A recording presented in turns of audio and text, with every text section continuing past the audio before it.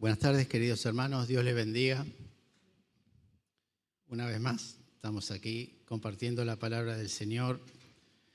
Estamos viendo este estudio de este hermoso libro de Esdras. Y los invito a abrir la palabra de Dios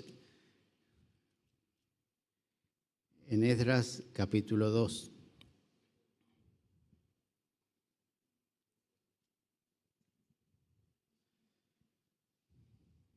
Dios les bendiga, hermano.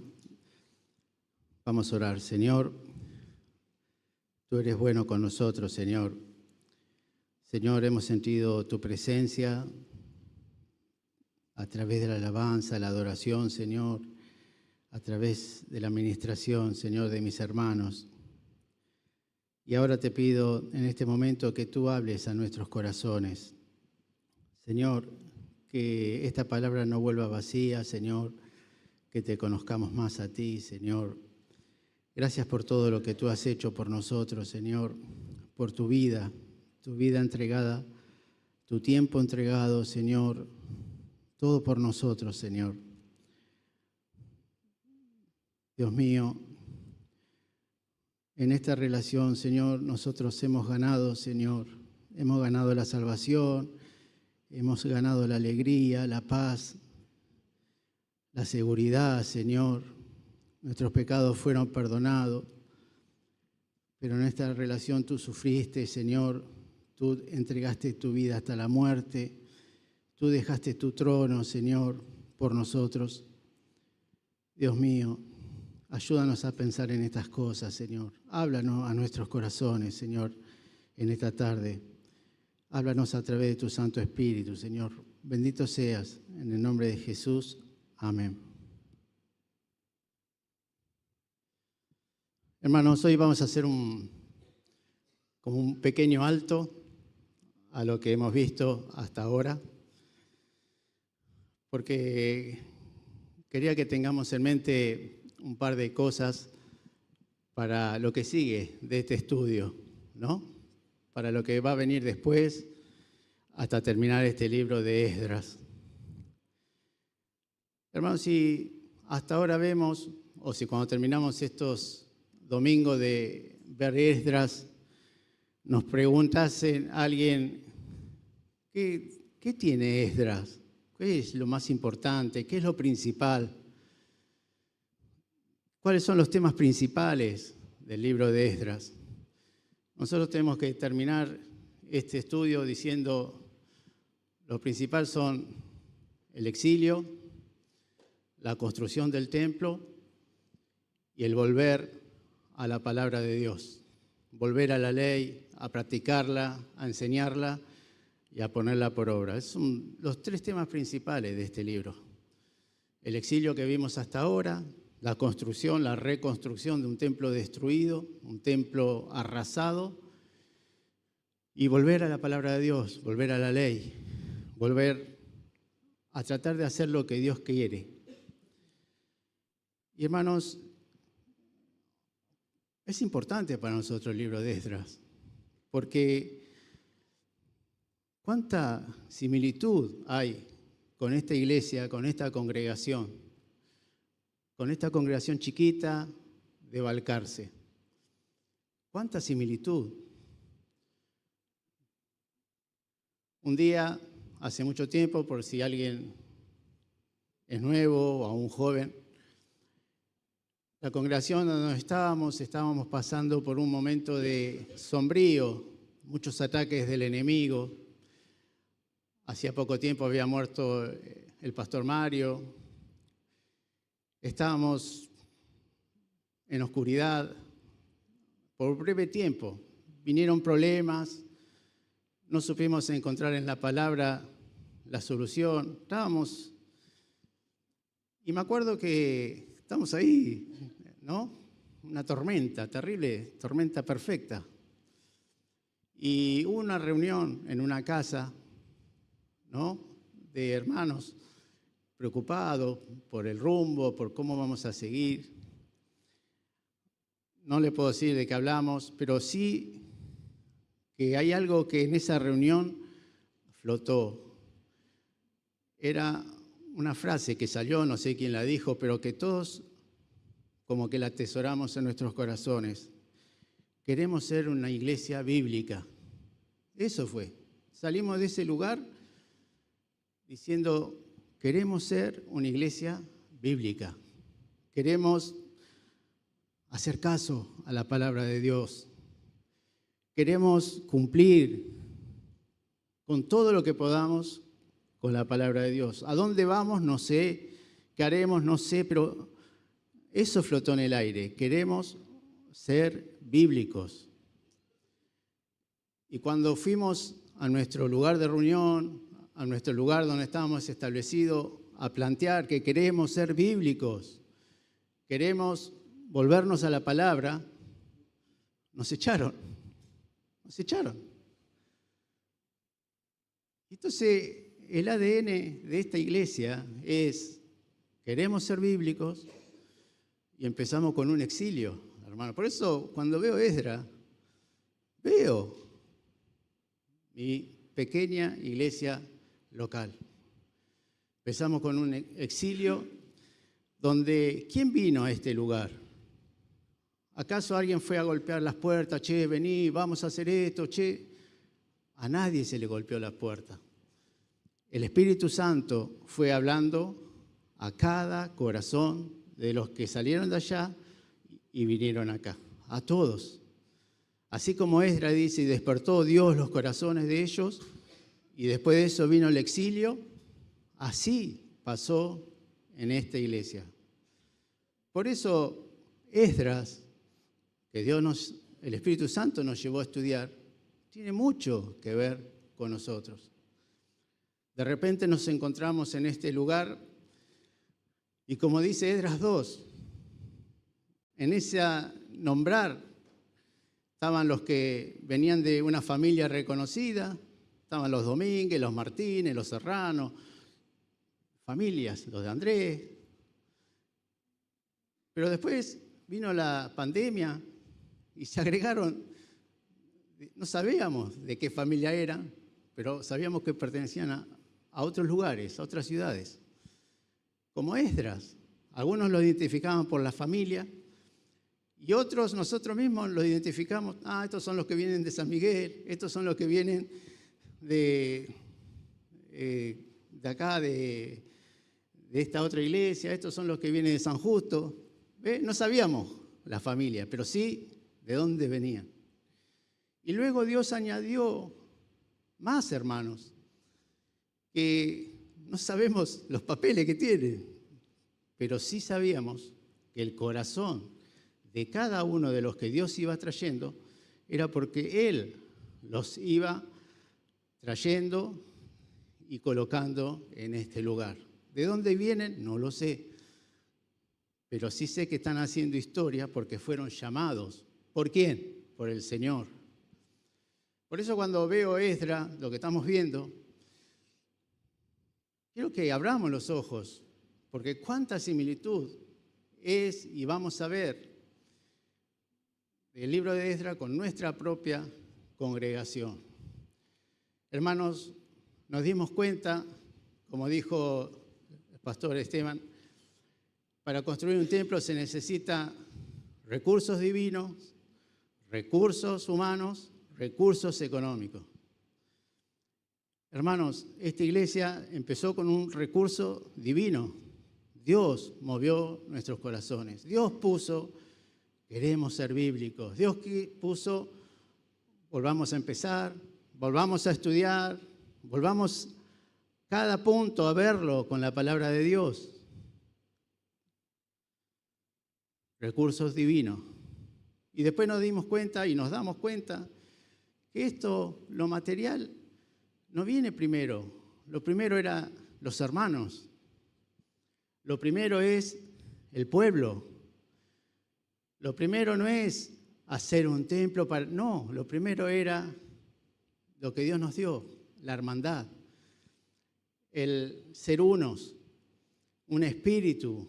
Hermanos, con cuánta alegría estábamos allá en ese patio, con hormigas, con viento, con lluvia, con un escenario chiquito, pero primero fuimos un pueblo allá, un pueblo contento, un pueblo alegres por la decisión que habíamos tomado, por el exilio.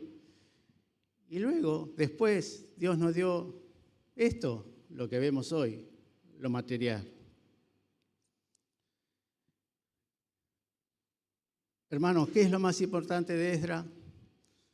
Exilio, reconstrucción del templo, volver a la palabra de Dios, volver a la ley en ese momento. Hermanos, esto es un pequeño paréntesis para que a partir del domingo que viene pensemos. Reconstrucción del templo, hermanos. Reconstrucción del templo. ¿Qué dice la palabra del Señor? Dice dos cosas con respecto a nosotros del templo. Primero, la número uno, que nosotros somos templo del Espíritu Santo. Nosotros somos templo. Nosotros somos un templo.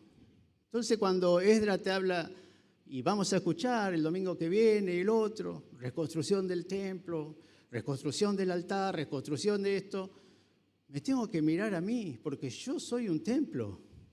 Dice Corintios, capítulo 1, versículo 6, ¿o ignoráis que vuestro cuerpo es templo del Espíritu Santo, el cual está en vosotros, el cual tenéis de Dios, y que no sois vuestro? Hermanos, nosotros, ¿qué somos? ¿Qué nos dice Corintios? ¿No sabéis que sois templo del Espíritu Santo? Templo. Entonces, cuando Esdras nos venga a hablar de templo, recordemos, nosotros somos el templo. Cuando Esdras venga a hablar de un altar roto, nosotros. Cuando se hable del sumo sacerdote, ¿cómo andamos con el sumo sacerdote de este templo? Dice Primera de Pedro, vosotros también, como piedras vivas, sed edificados como casa espiritual y sacerdocio santo, para ofrecer sacrificios espirituales aceptables a Dios por medio de Jesucristo. Entonces, vamos a hablar del templo, pero pensemos dos cosas. Primero, que el templo soy yo. Nosotros somos el templo de Dios. Y segundo, que como iglesia, nosotros, todos juntos, formamos el templo de Dios. Dice 1 Corintios 3:16, ¿no sabéis que sois templo de Dios y que el Espíritu de Dios mora en vosotros? Si alguno destruyere al templo de Dios, Dios le destruirá a él, porque el templo de Dios, el cual sois vosotros, santo es.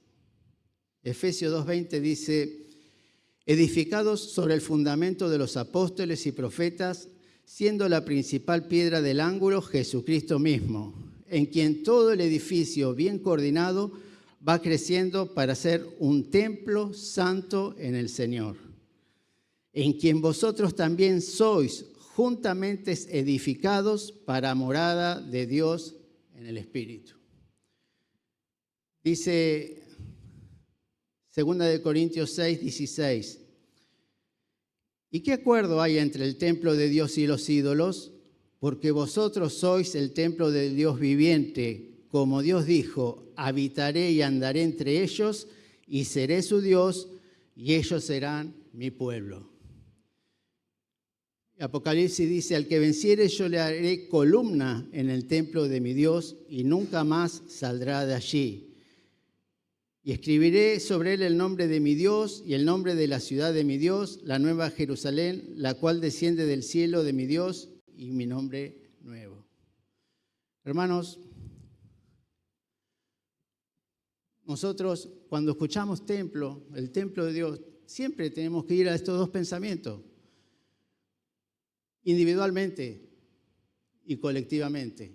Hermanos, estamos edificados los unos con los otros, somos un ladrillo, yo soy uno, vos sos otro. Hay un fundamento que es Jesucristo, pero todos estamos formando el templo. Todos vamos formando el templo de Dios. Y para eso fuimos llamados, para ser edificados juntamente. Cuando uno tiene conciencia de que, ¿cuál es mi misión? Yo soy parte del templo de Dios. Tengo que estar en santidad porque eso es lo que conviene al templo de mi Dios. No me cuesta congregarme porque para eso nací, para ser un templo con mis hermanos. No me cuesta nada. A veces veo en Facebook que alguien habla de no dejar de congregarse y saltan un montón de comentarios. No, ¿para qué? Pero todo creyente, poniendo trabas al congregarse. Hermanos, el amarnos los unos a los otros, la necesidad de ver al otro, para eso nacimos, para formar un templo. Y el templo no es estas 4 paredes, somos nosotros. Todos juntos formamos el templo cada domingo. Hermanos, un templo no es nada sin los llamados. Si Dios no me llama, no puedo individualmente ser un templo. Y si Dios no me llama, no puedo formar parte de este templo que estamos construyendo. Todo Esdras nace antes de la construcción, el llamado. Dios nos llamó, Dios nos perdonó, Dios nos dio una oportunidad de ser parte de su pueblo. Todo empieza con un llamado. Si hubiéramos construido este templo sin un llamado del Señor, hubiera sido un club cristiano. Pero antes que la construcción es el llamado de Dios. Dios nos llamó, Dios nos libertó, Dios nos salvó. Y estamos todos en este barco. Cuando nosotros en el curso de membresía decimos, somos uno, hermano. No es el pastor por acá y ustedes por allá y nadie sabe lo que hace el pastor. No, estamos todos en el mismo barco porque todos formamos el templo de Dios. A todos nos llamó el Señor. Amén. Un templo sin los llamados no puede ser un templo. Y un templo sin un sumo sacerdote tampoco tiene sentido. Y este es el tema de hoy, hermanos, del sumo sacerdote. No tiene sentido un templo si no va a estar ministrando un sumo sacerdote. Y por eso los invito ahora sí a ver Esdras, capítulo 2.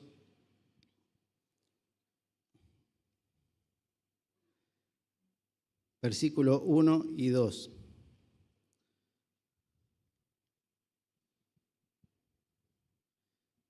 Dice, ya lo hemos leído, esto ya lo hemos estudiado, ¿no?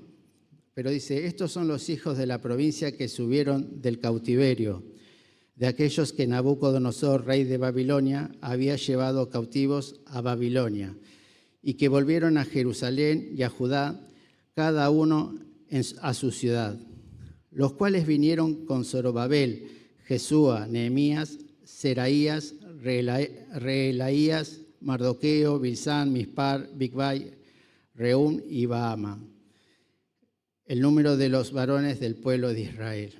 Hermanos, hace 2 domingos el pastor Edgardo nos habló de Zorobabel. Zorobabel era el gobernante, el que tenía que gobernar esa misión de volver al país, reconstruir el templo. Ese mandato del rey Ciro hubo nombrado un gobernador, Zorobabel, y el pastor comparó Zorobabel con Jesucristo. En esta tarde, en estos pocos minutos que nos quedan, vamos a comparar al segundo de la lista, a Jesúa. Jesúa era el sumo sacerdote, hermanos. Jesúa el sumo sacerdote, Zorobabel el gobernador, Jesúa el sumo sacerdote. Para eso quiero ir a una profecía que está en el libro de Zacarías. Pero para que entendamos esta profecía, me gustaría si podemos poner en pantalla el mismo versículo de Esdras, pero en la versión de Dios habla hoy, Esdras capítulo 2, versículo 1.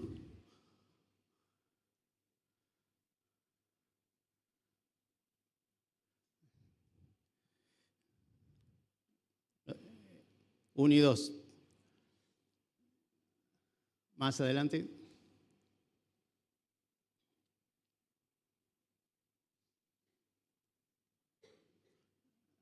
En la versión Dios habla hoy, Esdras, capítulo 2, versículo 1.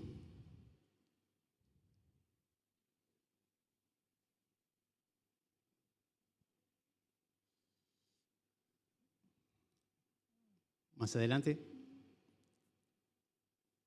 Más adelante. Ahí quería llegar.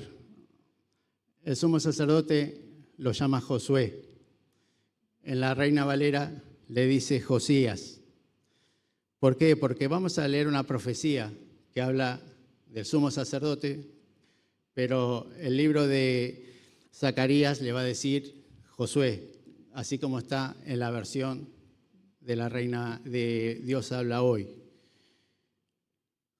Josué, Josías, era el sumo sacerdote y va a recibir a través del profeta Zacarías vamos a leer una profecía. Por eso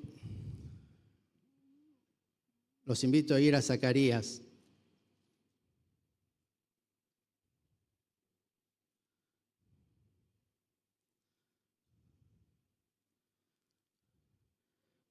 Capítulo 6, versículo 9, del 9 al 15.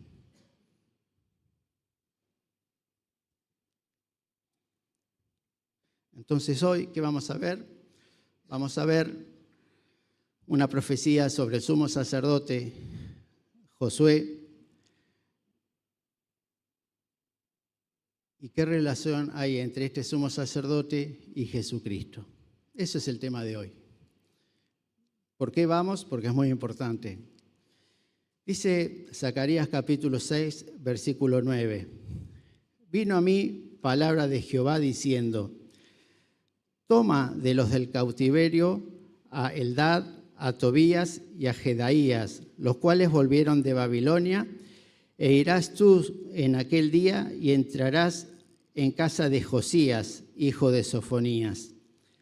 Tomarás pues plata y oro y harás coronas y las pondrás en la cabeza del sumo sacerdote Josué, hijo de Josadac. Y le hablarás diciendo, así ha hablado Jehová de los ejércitos diciendo, he aquí el varón cuyo nombre es el renuevo, con mayúscula, el cual brotará de sus raíces y edificará el templo de Jehová.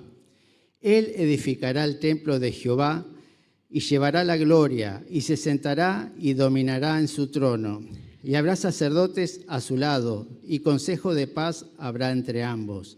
Las coronas servirán a Elem, a Tobías, a Jedaías y a En, hijo de Sofonías, como memoria en el templo de Jehová. Y los que están lejos vendrán y ayudarán a edificar el templo de Jehová. Y conoceréis que Jehová de los ejércitos me ha enviado y a vosotros. Y esto sucederá si oyeres obediente la voz de Jehová, vuestro Dios.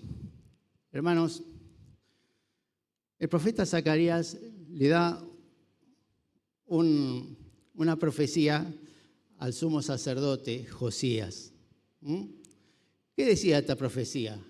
Que iban a venir estos tres hermanos, que acá los nombra, que iban a ofrendar oro y plata y que con eso iban a hacer una corona para él, para el sumo sacerdote. Una corona para el sumo sacerdote. Hermanos, y dice en el versículo 13, él edificará el templo de Jehová y él llevará la gloria y se sentará y dominará en su trono. ¿No? Entonces le dice a Josías, él llevará, que el sumo sacerdote iba a llevar la gloria, se iba a sentarse en el trono Y no solo eso, sino que iba a gobernar. Hay algo raro en esta profecía. Hay algo raro. Porque nunca hubo un sumo sacerdote que a su mismo tiempo haya sido un rey. Nunca lo hubo. Nunca lo hubo en la ley, en los descendientes de Aarón, un sacerdote que pueda ser rey. Sin embargo, esta profecía le dice, hagan con el oro una corona, désela al sumo sacerdote porque él va a gobernar. Es evidente que no puede estar hablando del sumo sacerdote que nosotros conocíamos. Para que ustedes tengan una idea, Dios jamás permitió a un rey que oficie de sacerdote, ni a un sacerdote que oficie de rey. No hubo. Cuando alguien dice Melquisedec no tiene nada que ver con la ley. Vos estabas pensando, ¿no? Te estás riendo. No tiene nada que ver con la ley, ni con los descendientes de Aarón, los sacerdotes. Pero Dios, si hay algo que prohibió y le molestó, fue cuando un rey quiso hacer el oficio de un sacerdote. Tenemos dos casos en la Biblia. El primer caso del primer rey, Saúl, ¿no? Saúl en una batalla se le estaba desertando, ¿no? Desertando la gente. Y no venía Samuel. Y mire lo que sucedió. Lo voy a leer. Primera de Samuel, capítulo 13, versículo 11 en adelante. Entonces Samuel dijo, ¿qué has hecho? Y Saúl respondió, porque vi que el pueblo se me desertaba y que tú no venías dentro del plazo señalado y que los filisteos estaban reunidos en Mixma, me dije, ahora descenderán los filisteos contra mí a Gilgal y yo no he implorado el favor de Jehová. Me esforcé, pues, y ofrecí holocausto. ¿Qué hizo? Lo que no tenía que hacer.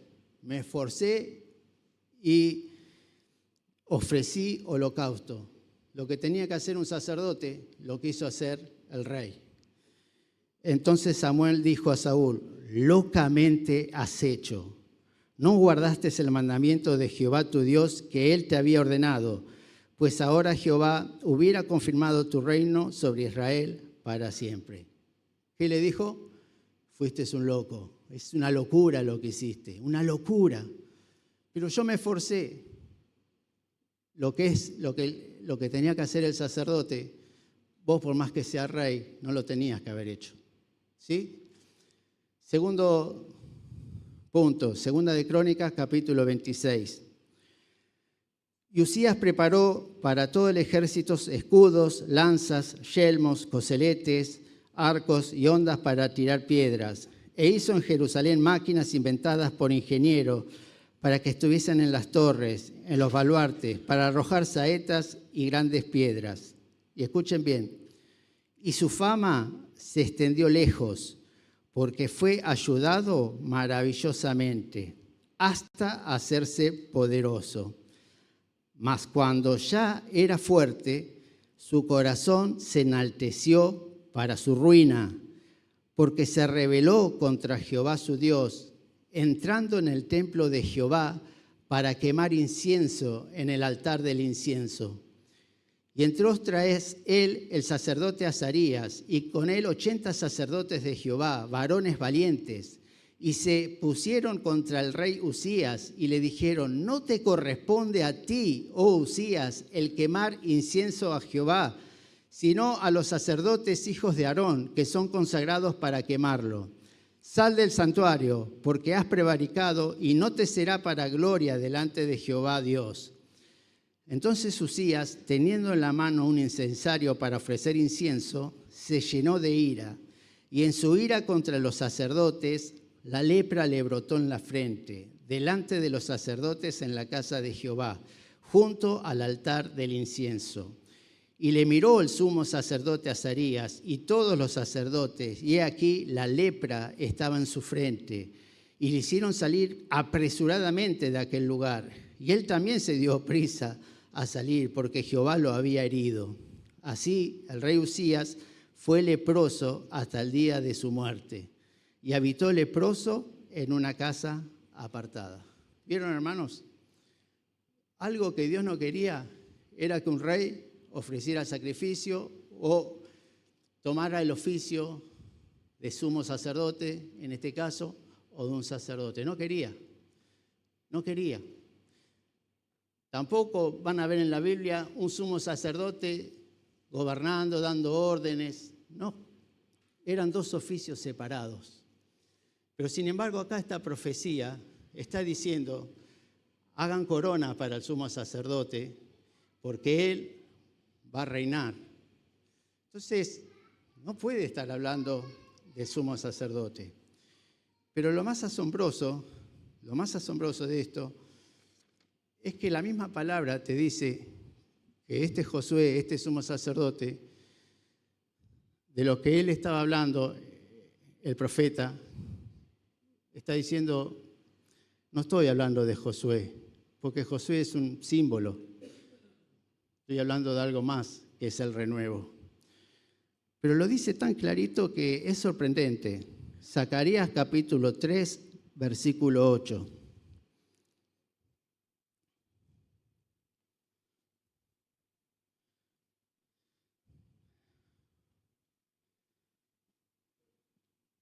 Dice así. Hay pocas cosas que yo subrayo en la Biblia, pero esto me sorprendió. Escucha, pues, ahora, Josué, sumo sacerdote, tú y tus amigos que se sientan delante de ti, porque son varones simbólicos. He aquí, yo traigo a mi siervo el renuevo. Hermanos, Zacarías está diciendo, esta profecía no es para vos, Josué. Sos un varón simbólico, vos sos un símbolo de algo que va a venir, que se va a llamar el renuevo.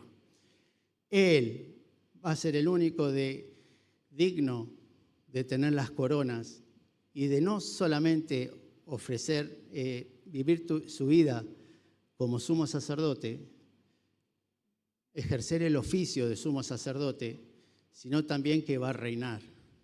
El único que reina y es sumo sacerdote, ¿quién es? El Señor Jesús. El único. Hermanos, ¿por qué esta comparación? Esta comparación es porque ahora vamos a ver en los próximos domingos la reconstrucción del templo y vamos a necesitar tener presente la figura del sumo sacerdote. Hermanos, en el templo, cuando leemos la profecía que leímos, dice que este sumo sacerdote iba a construir el templo. Y Jesucristo, antes de morir, dijo en Juan 2:19, destruid este templo y yo en 3 días lo levantaré. Dijeron luego los judíos, en 46 años fue edificado este templo y tú en 3 días lo levantarás. Mas él hablaba del templo de su cuerpo. Por tanto, cuando resucitó de entre los muertos, sus discípulos se acordaron que había dicho esto y creyeron la escritura y la palabra que Jesús había dicho. Hermanos, Jesús cumplió con esta palabra de Zacarías. El sumo sacerdote no construyó ese templo, Josué, pero sí Jesucristo construyó con su cuerpo el templo. Hermanos, hasta el día de hoy, Él es el sumo sacerdote y su cuerpo formamos el templo. Él una tarde dijo, destruir este cuerpo, este templo, que en 3 días lo reedificaré. Y lo cumplió, lo que Zacarías no pudo hacer. Hermanos, ¿cómo hace la construcción del templo? Lo vemos en Zacarías, en los últimos versículos de la profecía. Dice, y los que están lejos vendrán y ayudarán a edificar el templo de Jehová. los que están lejos vendrán y ayudarán a edificar el templo de Jehová. Hermanos, ¿quiénes son los que estaban lejos? Los que van a ayudar a construir el templo de Jehová. Una cosa sola sé, que todos nosotros, cuando fuimos llamados a construir el templo, todos estábamos lejos de Dios. Dice Efesios 2:17, y vino y anunció las buenas nuevas de paz a vosotros que estabais lejos y a los que estaban cerca.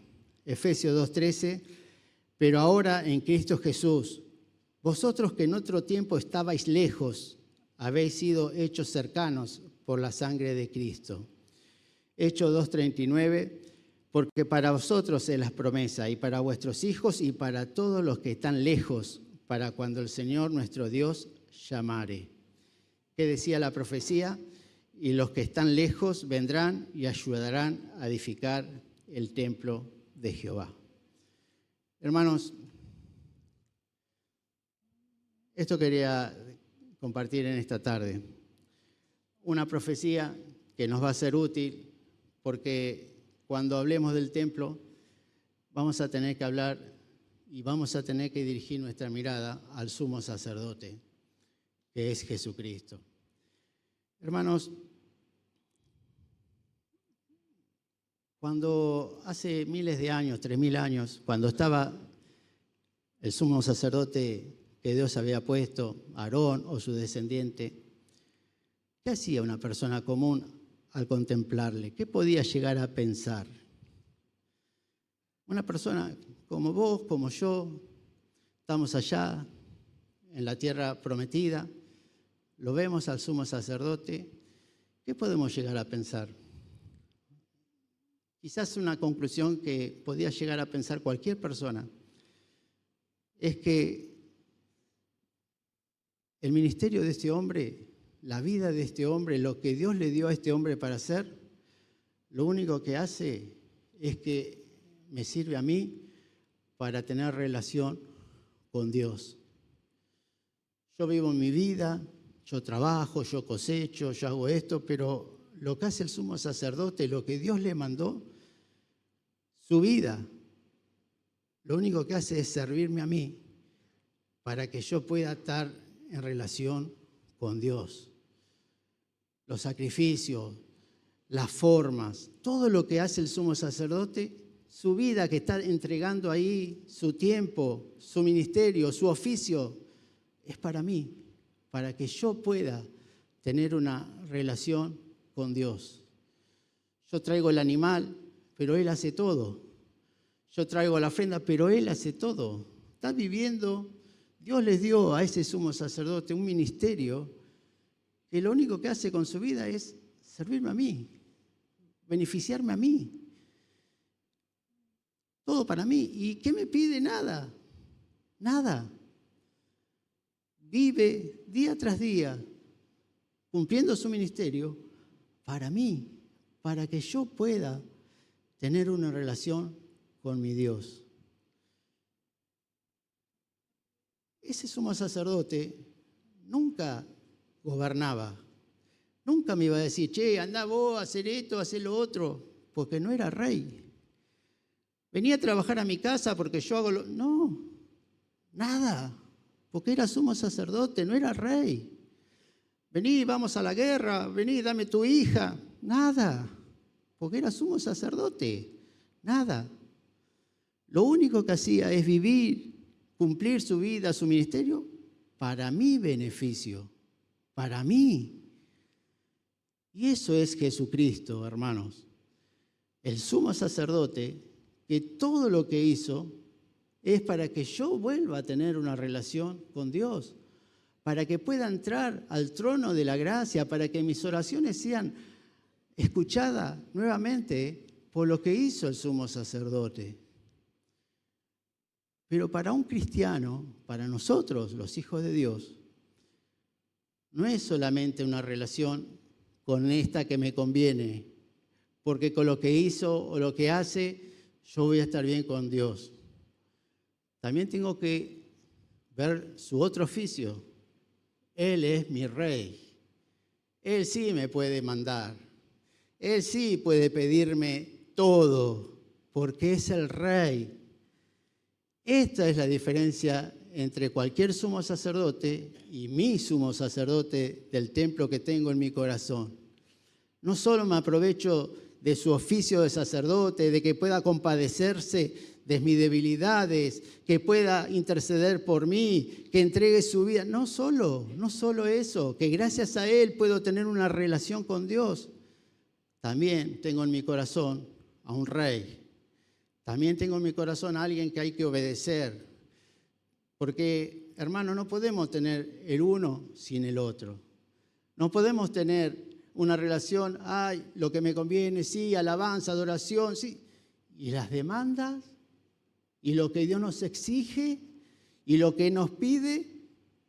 Bueno, eso es el sumo sacerdote que hay en este templo y en este templo. En este templo, que soy yo, y en este templo, nuestro Dios. Amén. Que Dios le bendiga en esta noche. Le invito a mi hermano Raúl. Dios les bendiga, mis amados, el Señor les fortalezca. Qué bueno que podamos, en esta comparación que hacemos de Jesús a Josué con nuestro Señor Jesucristo, porque usted va a ver rápidamente el domingo que viene, en el capítulo 3, como cuando empiezan a construir el altar y las cuestiones, ya no es Zorobabel quien va a estar al frente, sino que va a ser Jesús. Y hermano, es bueno que entendamos que nuestro sumo sacerdote, nuestro Señor Jesucristo, es el comandante de la iglesia. Él ha dado su vida por todos nosotros, esto nos agrada mucho, pero nadie quiere tener al Señor como rey. Es un sacerdote rey, es un sacerdote que gobierna, que reina y exige lealtad de cada uno de nosotros. Es más, la Biblia dice que no podemos estar enrolados en dos lugares. No podemos, o estamos enrolados con Dios o somos del mundo. Todo cristiano que quiere jugar en ambos bandos pertenece a un bando. Usted se engaña a sí mismo creyendo que está del lado de Dios. No, o estás con Dios o estás con el mundo. Y si estás con el mundo, ¿qué dice el Señor? Sos mi enemigo. Sos mi enemigo. Vivimos en este mundo. Se nos pega todas las cosas de este mundo, pero si somos sinceros con nosotros mismos, sabemos que es cuestión de dar 2 pasos con el mundo y ya empezamos a sentir olor a podrido, ¿o no? Damos 2 pasos con alguien que tiene todas las ideas y todo el sistema de este mundo y ya todo suena raro. Ya no sé qué hago con este. Hermanos, cuando veamos al sumo sacerdote construir el altar del Señor, vamos a ver con qué responsabilidad lo hace. Y es el Señor Jesús, el cual es el encargado, es el único mediador entre Dios y nosotros, el responsable de que tengamos comunión con Dios, como decía el pastor Jorge. Si no tenemos comunión con Dios, estamos perdidos. Yo me imagino cuando Dios hizo al hombre en el huerto y lo creó y le armó todo un ecosistema para que pueda vivir y lo plantó ahí y rápidamente Dios hizo un templo que es Edén en el lugar que con el hombre se encontraba cada día. En Edén era el templo de Dios, era el lugar donde el Señor descendía y se paseaba con el hombre y charlaba con el hombre. Y estoy convencido que eran diálogos profundos, porque cuando cae el hombre, dice la Biblia que el Señor bajó al huerto y le empezó a hablarle, hombre, ¿dónde estás tú? ¿No? Como buscando a su amigo, buscando tener una charla. Pero el pecado hizo que su amigo no estuviera dispuesto. Hizo que su amigo estuviera detrás de un árbol. Tuve miedo. Nunca había sentido miedo. El pecado hizo que sintiera miedo. Nunca se habían avergonzado de estar desnudo. El pecado hizo que se avergonzaran. Y si no fuera por Cristo, hermanos míos, hoy estaríamos detrás de los árboles. Miren, que el mundo esté vestido con higueras, con hojas de higuera, no me sorprende. El hombre trata de alguna manera de tapar su vergüenza. Pero que los cristianos quieran tapar su vergüenza con hojas de higuera, eso sí es una tristeza. El Señor Jesús vino a este mundo para taparnos con su justicia. Vino para taparnos con su paz. Vino para ponernos sus ropas santas. A este mismo sacerdote Josué, el diablo lo va a denunciar diciéndole que es un sacerdote cochino y sucio y que no está acorde a tamaña empresa de servir a nuestro Dios. Es como todos nosotros, todos los hermanos que alabaron, todos los hermanos que oraron por la ofrenda, los que levantaron la ofrenda, todos los que estamos acá adentro. Satanás tranquilamente nos podría denunciar que no estamos bien delante de la presencia de Dios. A todos nosotros. Nos podría poner como fiscal en el banquillo y seríamos condenados. Pero el Señor Jesucristo, nuestro abogado, nuestro sumo sacerdote, Rey, Él nos ha declarado libres. Y no hay diablo que nos pueda condenar. Diría a Romanos, ¿quién nos condenará si Cristo murió por nosotros?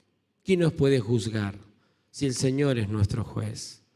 Hermanos, vistámonos de Jesús. Andemos en comunión con este sumo sacerdote. Yo sé que a todos nos gusta la parte hippie que nos venden de Jesucristo, ¿no?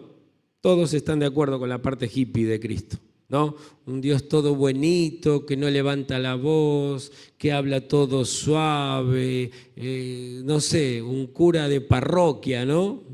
Muchos dicen que después no es tan cariñoso el cura. Pero bueno, lo que se muestra, ¿no? Cara de piedad y demás. No, hermanos, el Señor Jesucristo es un sacerdote que intercede por nosotros y es nuestro Rey que nos exige nuestra obediencia. Y que no está dispuesto a tener hermanos desobedientes. Amén. Vamos a hacer una alabanza y vamos a estar orando.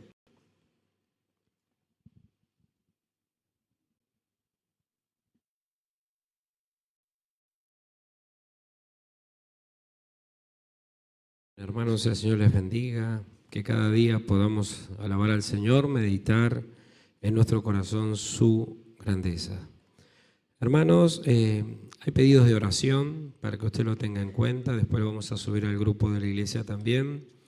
Nuestra hermana María Morales tiene un sobrino familiar, se llama Claudio Morales, que tuvo una pancreatitis y está en la clínica Agüero.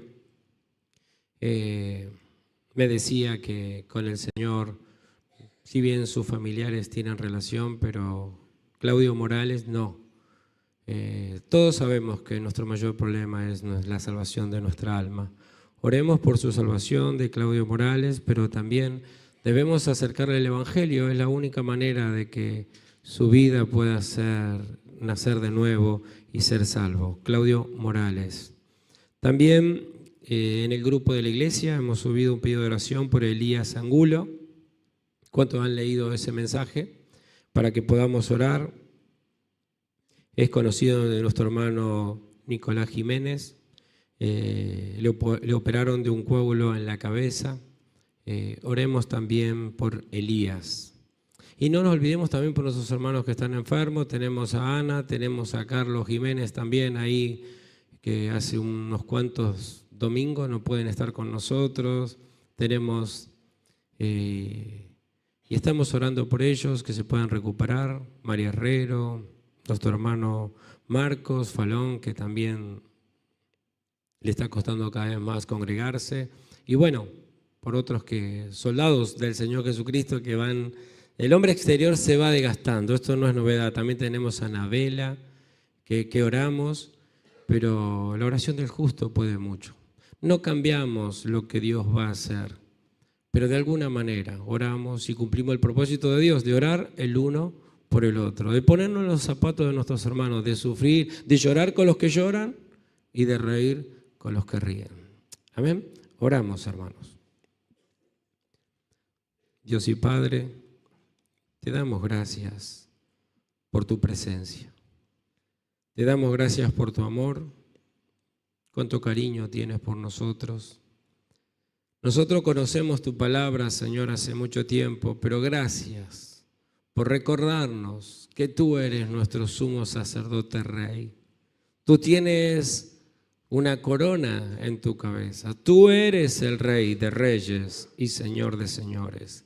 Tú estás a cargo de tu pueblo. Jamás le diste tu pueblo a nadie. Es tuyo, Señor.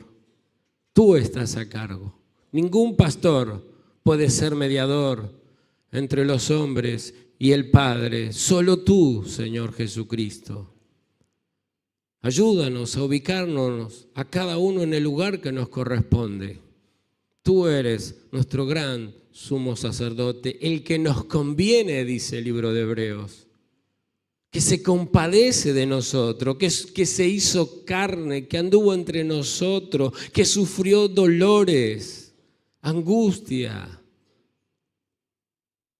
que lo defraudaran, que lo engañaran, que su familia no creyera en él, que lo dejaran solo, que lo humillaran, que lo desnudaran, que lo escupieran, que lo crucificaran por algo que él no había hecho. Todo por amor a nosotros. ¿Qué sumo sacerdote tiene tu iglesia, Señor? Bendice tu pueblo, por el que diste tu vida. Padre mío, quiero poner en tu presencia a Claudio Morales, para que le acerques tu sanidad, pero sobre todas las cosas, la sanidad de su alma. Que pueda escuchar el Evangelio y sea el Evangelio que pueda transformar su corazón. Te pido por Elías Angulo, Señor, que tú tengas misericordia de su vida, que le ayudes a recuperarse de esta operación, pero que su corazón pueda ser guiado a tu presencia. Te pedimos por Ana y Carlos, por Anabela, por María Herrero, por Marcos, Señor, y por todos mis hermanos que están pasando momentos difíciles, tanto en lo físico como en lo económico, como en lo emocional, como en lo matrimonial. Señor, cualquier circunstancia que estemos pasando por debilidad, tú lo permites, Señor. Y lo permites con un propósito santo, limpio y puro, para mostrarnos lo que hay en nuestro corazón. Ayúdanos, Señor, que podamos arrepentirnos cuando de nuestro corazón sale lo peor. Y si sale que somos limpios delante de tus ojos, que te demos la gloria, porque a ti te pertenece nuestra santidad. Señor, bendice a tu iglesia, a los niños, jóvenes, adultos y ancianos. Que todos puedan ser luz y sal en esta semana, para este mundo que está en tiniebla, para este mundo que se está perdiendo cada día más. Ayúdanos a no olvidarnos de Jesucristo, que un día regresarás. Vendrás a buscar a tu iglesia, la estás limpiando de pecado para que se encuentre contigo. Te alabamos y te bendecimos. Despide tu iglesia con tu paz. Amén. El Señor le bendiga. Saluda a su hermano.